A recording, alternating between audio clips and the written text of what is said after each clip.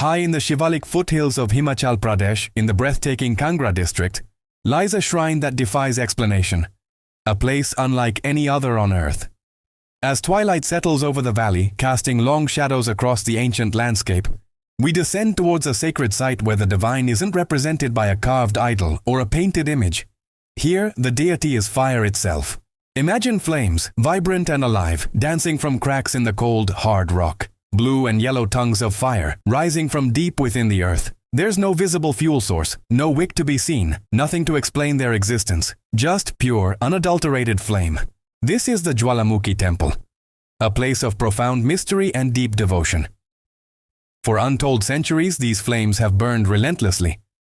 They've weathered torrential monsoons, survived heavy snowfall, and endured the passage of time and the ambitions of invaders. They are simple flames that have, against all odds, refused to be extinguished.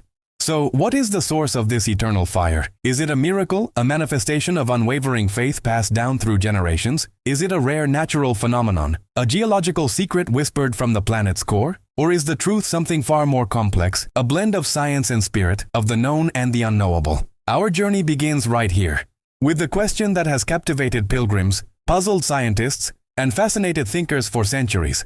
It's a simple question, yet one of the most profound. Why does this flame burn on and on? Join us as we seek to uncover the secrets of the eternal flame of Jwalamuki. Make sure you're subscribed because you won't want to miss what we discover next. Have you ever wondered about places where legends feel so real you can almost touch them? Our journey today takes us deep into one such story.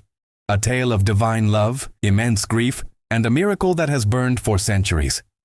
It all begins with the goddess Sati. The ancient texts tell us a heart-wrenching story. Sati, a manifestation of the divine feminine, felt deeply insulted by her own father, King Daksha, who disrespected her husband, the great Lord Shiva. In an act of profound protest and sorrow, she immolated herself in the sacred fire of her father's grand ceremony, the yajna. Imagine the scene. Lord Shiva, arriving to find his beloved consort gone, is consumed by a grief so powerful it threatens to unravel the cosmos.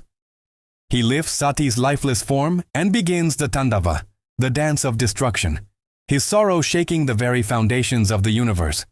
The gods, terrified, plead with Lord Vishnu to intervene before all is lost. To calm Shiva's rage and restore cosmic balance, Lord Vishnu took his divine discus, the Sudarshana chakra. As Shiva wandered, lost in his sorrow, Vishnu's chakra gently touched Sati's body, causing it to fall to the earth in 51 pieces. Each place where a part of her body landed became a sacred center of immense spiritual energy, a Shakti Peeth. These are not just temples, they are living epicenters of divine feminine power, scattered across the Indian subcontinent. And our story brings us to one of the most powerful and mysterious of these Shakti Peethas, Jwalamuki, nestled in the Kangra district of Himachal Pradesh. It is here, among these serene hills, that Sati's tongue is believed to have fallen. In the sacred language of Sanskrit, Jwala means flame, and Mukhi means mouth. The divine tongue of the goddess manifested itself not as a statue or an idol, but as an eternal living flame. Picture it.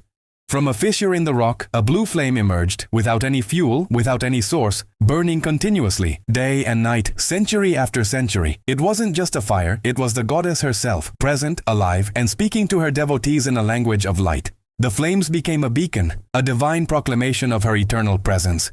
For a long time, this sacred place remained hidden, known only to the mountains and the winds. Then a devout ruler, King Bhumi Chand of the Katok dynasty of Kangra, had a vivid dream. The goddess appeared to him, revealing the location of her fiery manifestation. Guided by this celestial vision, the king and his retinue journeyed through the mountains until they found the miraculous flames. Overwhelmed with devotion, he built the very first temple here, a humble abode for the fiery goddess. As the fame of Jwalamuki spread, so did the curiosity and skepticism. The story even reached the court of the powerful Mughal emperor Akbar.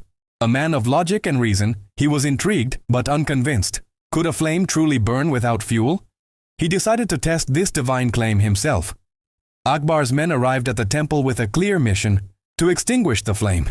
They channeled a stream of water directly onto the fire, trying to douse it. But the flame flickered, danced, and burned on, seemingly laughing at their efforts. Undeterred, they then placed heavy iron plates over the flames, attempting to smother them. Yet, the divine fire pierced right through the metal, its blue tongues licking the air as brightly as ever. Faced with a miracle that defied all earthly logic, Akbar's skepticism melted away, replaced by awe and reverence. Humbled, he bowed before the goddess. As a token of his surrender and devotion, he offered a magnificent golden umbrella, or chatar, a symbol of supreme respect fit for royalty, to be placed over the sacred flame. But the legend doesn't end there. In a final powerful sign, the goddess gave her verdict on his offering. The pure gold of the umbrella, upon being presented, is said to have transformed into an unknown, coppery metal. The message was clear. The Divine Mother accepts not the value of the gift, but the purity of the heart. She seeks humility and true faith, not displays of wealth or power. To this day, you can see that very umbrella in the temple, a permanent reminder of this extraordinary encounter.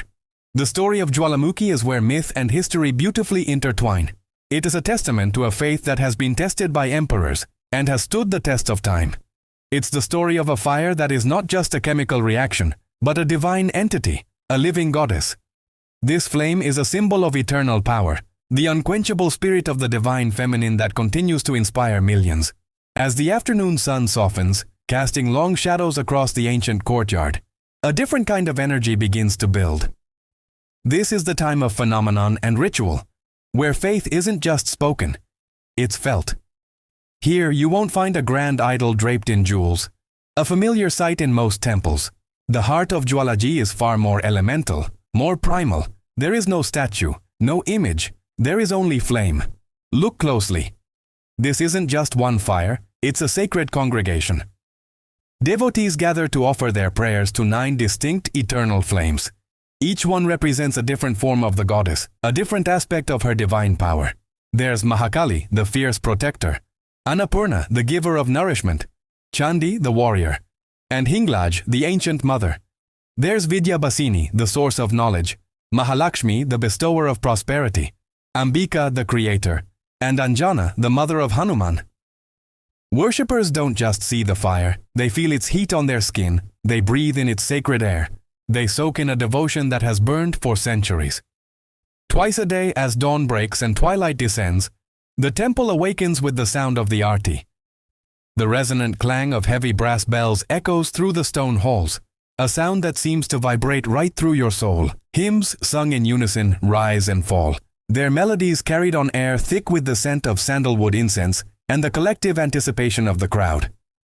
It's a multi-sensory experience, a symphony of devotion that pulls everyone into its rhythm. There's a belief here, passed down through generations, that the flame is a mirror to the soul. Visitors claim that it will reflect their innermost prayers and petitions.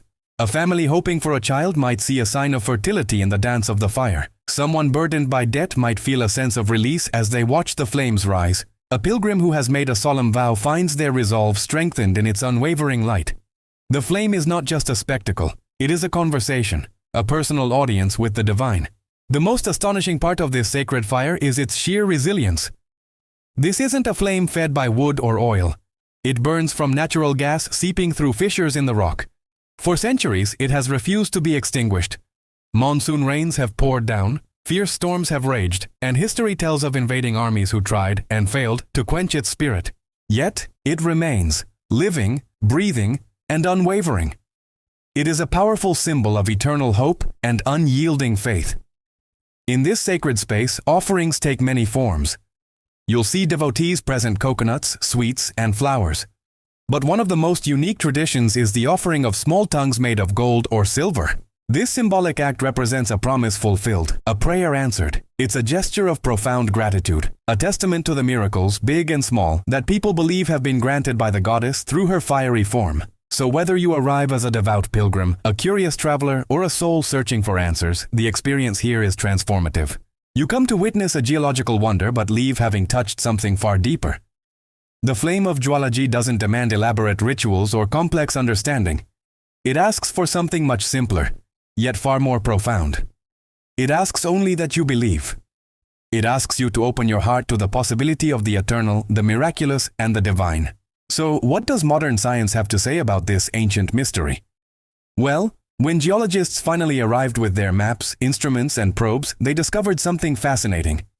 They mapped the entire Kangra basin and found that the temple sits directly above ancient hydrocarbon reserves. Deep beneath the earth, there are fissures in the granite, cracks that allow natural gas to seep upwards. When this gas, primarily methane, reaches the surface and comes into contact with the air, it ignites. The flame's characteristic blue-yellow color, it's a perfect match for the signature of methane combustion. Throughout the 19th and 20th centuries, various survey teams tried to get to the bottom of this.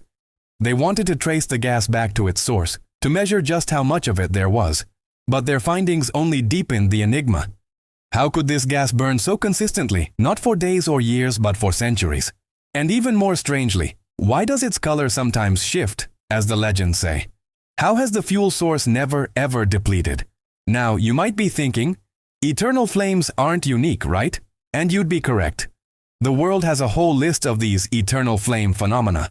There's Yanartaş in Turkey and the Eternal Flame Falls in New York. They are all scientifically explained as natural gas seeps. But here's the thing. None of them, absolutely none, carry the same profound aura of divine worship as this humble Himalayan shrine. No other flame has inspired such unwavering devotion for millennia. So, here we are, at a crossroads of understanding. Science holds up a sign that reads, natural gas. Faith points to the flame and whispers, the goddess.